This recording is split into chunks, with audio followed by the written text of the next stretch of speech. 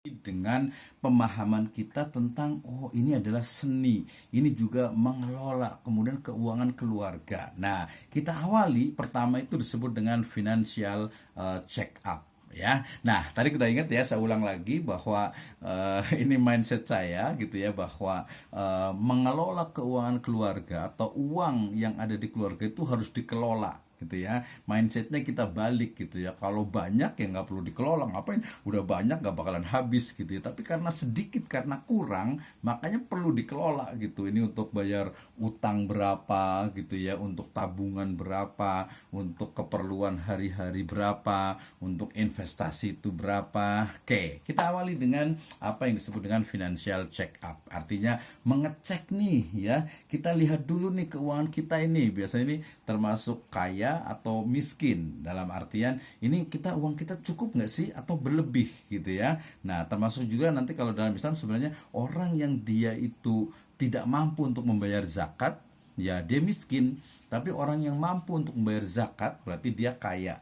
Iya kan? Ya, itu simpelnya gitu ya. Berapa? Oh, berarti sekarang itu ya 85 gram emas gitu ya, itu terkumpul dalam 1 tahun ya. Tadi sudah sampai haul 1 tahun, kemudian nisabnya itu adalah lebih kurangnya 85 gram emas. Kalau sekarang udah hampir 901 juta ya, berarti sekitar 75 sampai 80 juta. Berarti orang yang punya ya 80 juta, kemudian dia itu disimpan di lembaga keuangan syariah, dia setiap tahun harus membayar zakatnya 2,5%. Itu yang disebut kaya. Simpel saja. Oke, nah ketika bicara tentang financial check up, kita akan lihat sebagai kita akan bagi dua antara aset dengan kewajiban. Tahu lah ya.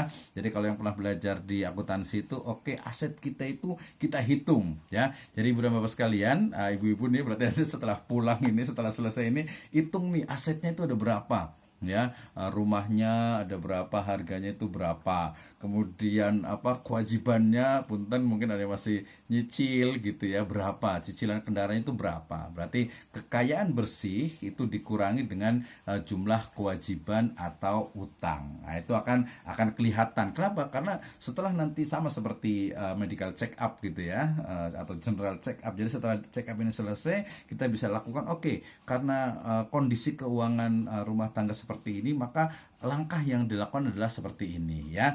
Aset dan kewajiban, kita lihat apakah asetnya itu lebih banyak daripada kewajibannya, atau jangan-jangan kewajibannya itu lebih banyak. Ini kita lihat ya. Nah, kita juga memegang satu istilahnya itu pendapat prinsip, utang itu boleh, apalagi utangnya itu adalah produktif. Yang tidak boleh itu adalah kalau utangnya itu adalah konsumtif ya. Nah, jadi kalau utang produktif itu ya boleh ya. Nabi SAW juga utang gitu ya, bahkan juga menggadaikan baju besinya gitu ya. Nah, yang kedua adalah dari sisi arus keuangan ya.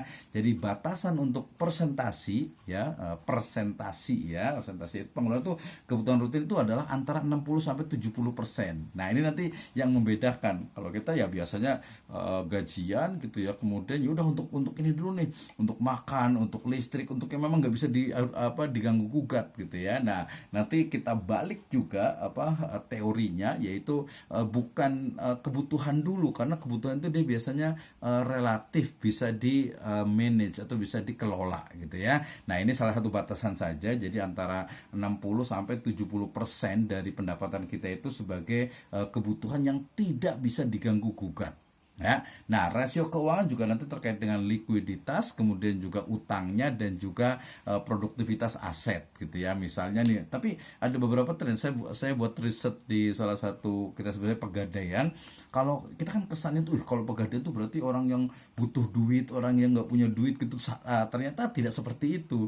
Justru ketika misalnya di rumah itu punya misalnya itu punya motor 2 gitu ya, yang satu nggak dipakai, mendingan kita dapat uang lumayan nih, kita gadaikan. Nah, uangnya itu kita bisa buat usaha dan lain sebagainya. Nanti di pegadaian syariah gitu ya, jangan di pegadaian yang konvensional. Nah, ini kita lihat dari likuiditasnya, itu artinya dari sisi uangnya itu yang ada berapa, kemudian utangnya berapa, kemudian aset yang kita miliki ini produktif nggak nih. Misalnya TV itu ada 5 misalnya, wah ini bagus-bagus sayang juga mendingan digadekan nih. Tapi gadekan itu bukan karena butuh duit gitu ya, bukan karena terdesak, bukan, tapi memanfaatkan ya, artinya daripada tidak dipakai. Tadi kembalinya innal mubadzirina kanu ikhwanus syayatin. Oke, nah ini salah satu contoh bagaimana kita itu bisa apa?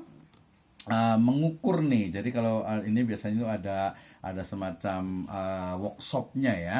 Jadi kita hitung nih, nanti ini boleh saya kirimkan gitu ya. Jadi nanti kita hitung nih untuk kas operasional ya. Jadi uang kita itu sekarang yang ada di dompet itu berapa, yang ada di e-wallet itu berapa, yang ada di bank itu berapa, terus utang itu berapa tadi ya, kembali ke aset kita itu dihitung semuanya. Nah, termasuk juga aset investasi, jangan lupa gitu ya. Aset investasi ini karena apa namanya, karena mungkin ini kan kita harus nabung, lihat bisnis ini kayaknya ini bagus juga nih. Hati-hati gitu ya, hati-hati, jangan-jangan kita terjebak kepada investasi yang tidak syar'i ya. Salah satu tanda dari investasi yang tidak syar'i atau investasi bodong gitu ya, biasanya itu adalah dia tidak logis. Artinya kalau misalnya rate profit bagi hasil di bank syariah itu adalah ya presentasinya itu antara misalnya 13 atau 14% gitu ya, atau mungkin biasanya 8 sampai 9 sih sebenarnya gitu, bukan bunga ya, tapi rate untuk bagi hasilnya itu. Maka berarti kita lihat kalau dia sampai misalnya 30% atau bahkan sampai 100%, wah hati-hati, dilihat dulu gitu ya.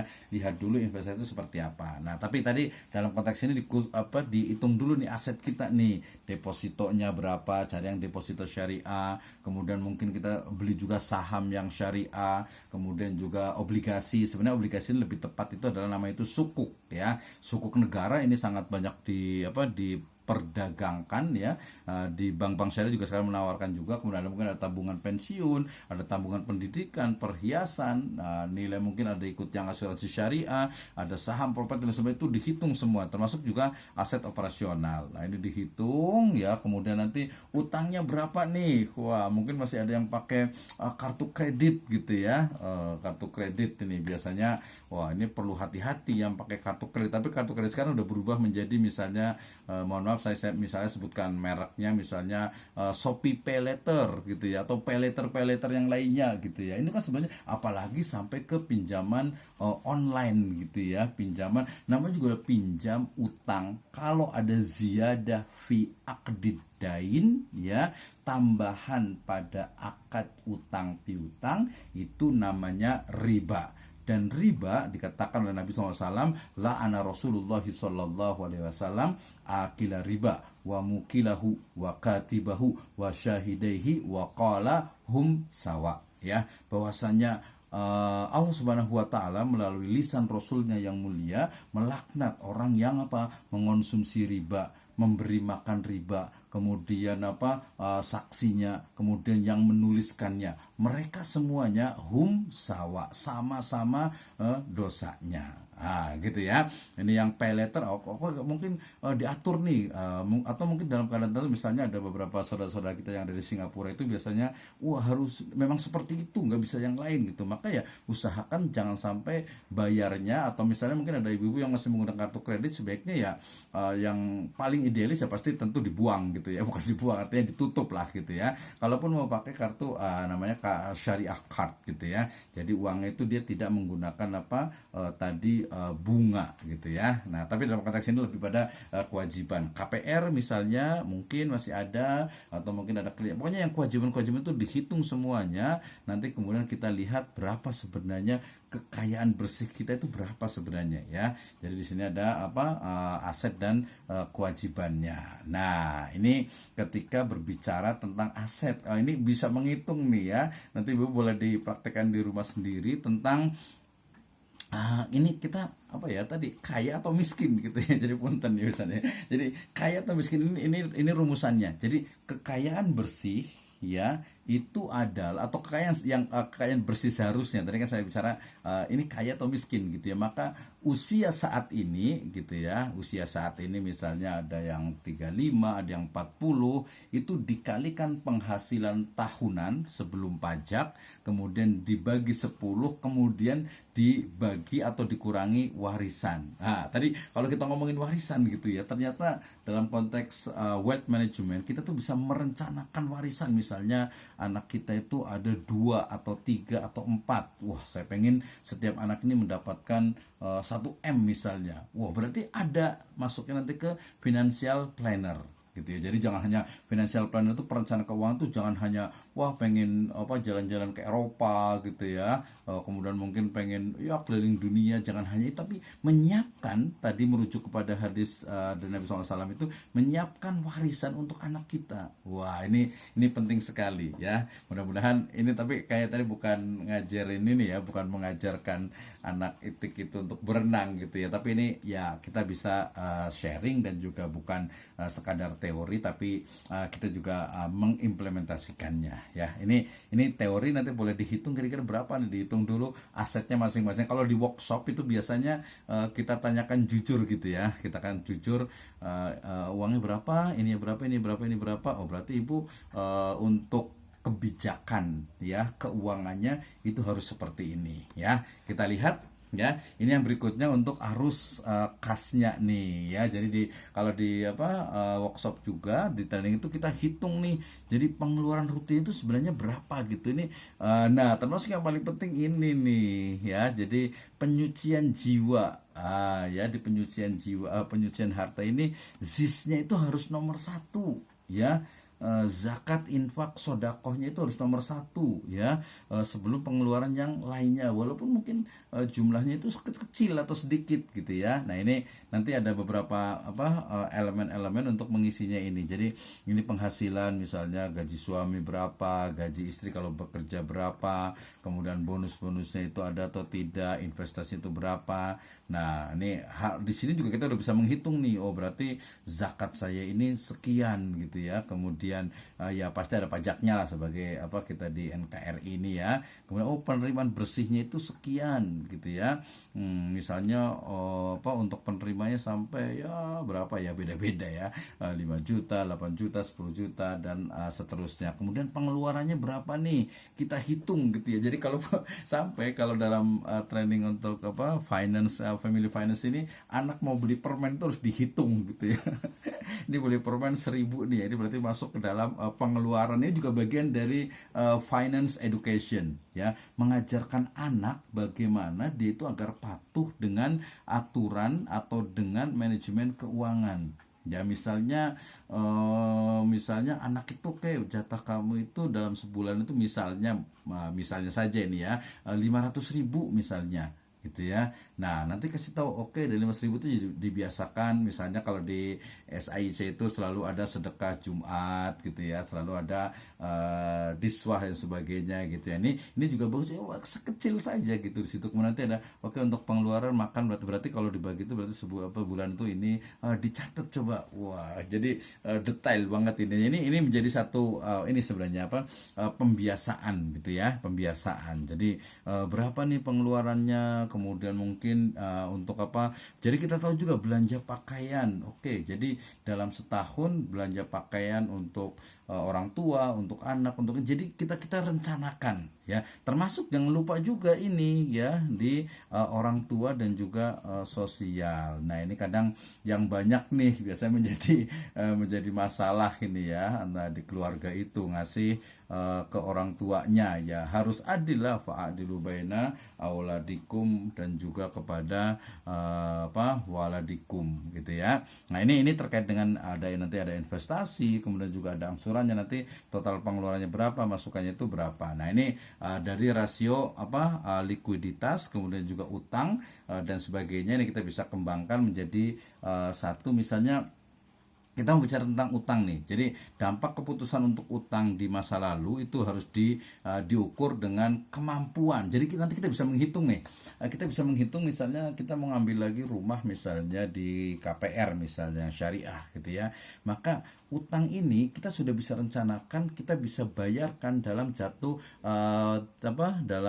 waktu atau saat jatuh tempo tertentu. Nah, ini penting sekali. Jadi kecuali nanti kebutuhan yang mendesak yang memang mungkin dia di luar estimasi gitu. Maka mungkin karena rumahnya mungkin pasangan muda biasanya belum punya rumah, maka ya rumah itu menjadi sudah keharusan. Tapi kalau kita sudah ada rumah, kemudian ini ada lagi nih tempatnya bagus buat investasi. Kemudian mungkin ada yang cash, ada yang cicil dan sebagainya. Ini perlu kita kembangkan ya. Termasuk juga nanti dari sisi produktivitas aset gitu ya. Misalnya sekarang itu yang keuntungannya banyak, misalnya mungkin ibu dan bapak sekalian pernah mendengar ada namanya cryptocurrency ya, atau mungkin ada bitcoin, atau mungkin foreign exchange ya, dan lain sebagainya. Banyak sekali investasi ya. Kenapa kita sering bicara investasi? Karena menurut saya ini menjadi sangat penting ya, dan juga ini sebenarnya sudah diajarkan oleh oleh orang-orang tua kita zaman dulu gitu ya. Jadi nenek kita itu biasanya kalau punya uang dibelikan emas gitu, karena emas itu selain dia liquid juga dia harganya itu dia stabil, bahkan cenderung naik gitu ya. Tapi beli ini yang kurang produktif, ini menjadi permasalahan. Ini rasio dari keuangan. Ini kalau rasio untuk likuiditas, tadi likuiditas adalah total aset yang betul-betul kita miliki, itu nanti dibagi dengan rata-rata pengeluaran bulanan ya. Nanti kita akan melihat ternyata misalnya aset liquid kita misalnya kecil aja ya, misalnya 38.500.000 ya, maka kemudian nanti dibagi 7.500.000 gitu ya, maka di sini ada 5 ya poin atau 13 atau 5 bulan 13 hari ini untuk melihat bagaimana liquidnya kita di pengeluarannya itu. Nah, ini total dari rasio hutang untuk menghitung kita kira-kira ini utangnya bisa berapa lama nih gitu ya. Maka pakai rumus juga nih ya. Jadi rasio ketergantungan hutang itu, total hutang itu dibagi total aset ya. Misalnya kita punya utang itu 121.500.000 ya, sedangkan total aset kita ada 508 juta gitu, maka ada 0,24. Nah, berarti 24% aset adalah utang ya. Berarti ya sisa 24 bisa dicicil, bisa dalam 3 tahun bisa lah gitu ya. Nah, ini menjadi hitungan yang betul-betul harus detail kita bisa lakukan. Ini untuk rasio kekuatan kita dalam membayar utang ya. Jadi karena ngomongin utang gitu ya, jadi total kewajiban dari utang ya 1 tahun ke depan itu, jadi kita berapa nih, misalnya cicilan 3.887.500 misalnya gitu ya, maka dalam jangka waktu 3 tahun itu harus selesai dan seterusnya. Ini ngomongin utang banyak sekali gitu ya. Ini produktivitas, kemudian penghasilan, ini yang financial planner-nya.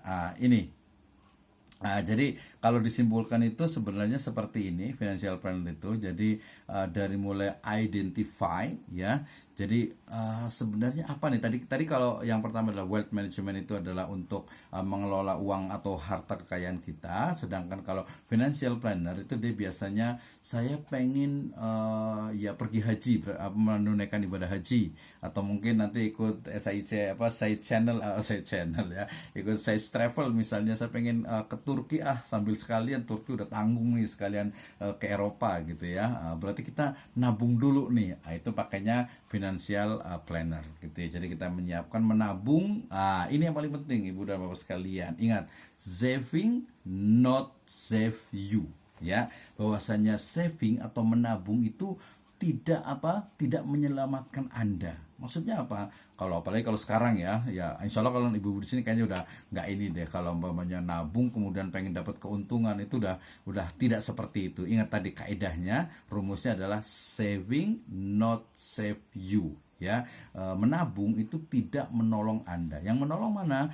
di investasi. Nah, bagaimana cara investasi? Kayaknya investasi itu kesannya itu keren. Enggak lah. Investasi itu dari mulai kita punya uang dikit-dikit disimpan atau beli emas gitu ya. Sekarang udah banyak sekali pembiayaan emas, kemudian juga pembelian emas dan sebagainya itu sudah banyak di bank syariah. Atau ya udahlah beli aja di toko emas gitu ya, cari yang usahakan yang 24 karat gitu ya, kemudian disimpan dikit-dikit. Tapi ingat, investasi emas juga itu dia sifatnya itu long investment ya. Jadi saya ingat sekali nih dulu ya, alhamdulillah mungkin saya pernah beli emas ya, dikit aja lah ya, nggak usah banyak, cuma 10 gram gitu ya. Tapi ketika 10 gram kali ya, ketika saya baru 1 tahun dijual, ibu-ibu biasanya udah sangat paham gitu ya, ketika dijual ke toko itu ternyata dikasih pilihan harga sekarang dengan potongan 25% atau harga lama potongan 5%. Ini itu strateginya orang jual emas lah pada. Nah, tapi memang betul bahwasanya kalau kita mau investasi di emas itu dia jangka waktunya itu panjang ya.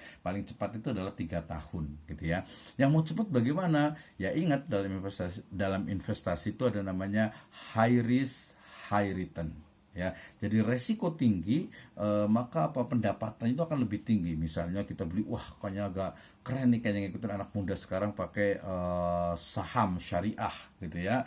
Saham syariah ini menjadi tren anak muda sekarang gitu ya. Oke lah, saya beli saham syariah, cari daripada kita misalnya itu beli saya sebutkan produk, misalnya kita beli minum teh Sariwangi, atau mungkin kita minum Aqua gitu ya, atau mungkin sabunnya pakai Lifebuoy, pakai sabun mandi pakai Lux dan sebagainya. Mendingan kita beli sahamnya Unilever. Wah gitu kan, jadi kita punya nih jadi pemegang saham. Gimana caranya? Ceritanya panjang tapi itu mudah sekali. Kayak ini di financial planner, jadi cara menetapkan tujuan dari keuangan, dia harus spesifik, harus measurable ya, kemudian juga attainable, kemudian realistic dan juga timely ya. Dan tujuannya untuk apa nih? Jangka pendek, jangka panjang, jangka menengah, kemudian juga bagaimana kita reshape ya, menata ulang dari kondisi keuangan. Dan ini adalah seni mengelola keuangan keluarga. The last for me. Jadi yang pertama itu adalah ZIS, jangan lupa, paling atas dulu. Nah, ini ternyata yang biaya hidup itu terakhir gitu ya. Jadi kesimpulan dari pembahasan kita malam hari ini adalah bahwa dalam mengelola keuangan keluarga, yang paling pertama itu adalah zakat, infak, sedekah. Ya, zakat itu adalah sedekah yang wajib, infak dan sedekah itu adalah sunnah. Yang kedua adalah investasi. Aduh ya kumaha boro-boro buat investasi, buat kebutuhan hidup juga kurang gitu ya. Tapi tadi yang terakhir itu adalah biaya hidup. Nah, jadi bayar zakat dulu, infak sedekah gitu ya. Salah satunya berarti kalau nggak sampai ke nisab, kemudian investasi berapapun. Nah, bayar utang jangan lupa. ini biasa ya namanya, kalau di ini pasti bayar utangnya itu belakangan terakhir, biaya hidupnya justru di belakangkan. Ini agak-agak ya tadi saya sebut dengan memang berbeda ya, berbeda. Kalau kita biaya hidup dulu, aduh ini kan nggak bisa nih, listrik, air, kemudian makan gitu ya. Listrik ya udah nggak bisa lah, mungkin yang bisa itu ya kita hemat lah gitu ya. Kemudian air juga ya kalau pakai PAM masih bisa sih dihemat-hemat gitu ya, mungkin ramah lingkungan gitu ya. Nah itu, kemudian bayar hutang ya harus lah, bayar hutang nggak mungkin, kalau bayar itu wajib, apalagi kalau cicilan. Investasi ini mungkin belum biasa, zakat, infak, sedekah, saya yakin ibu dan bapak sekalian sudah terbiasa dengan itu. Nah, jadi untuk pengeluaran ini juga sama ya. Jadi dilihat dari sisi tadi, ini dari sisi pengeluaran ininya, yang saya itu kan bayar utang, biaya hidup, sis menabung dan investasi yang ada banyaknya seperti ini. Nah, ini yang paling penting. Jadi prinsipnya adalah mas'uliyatu fil akhirat, pertanggungjawaban di akhirat, keberkahan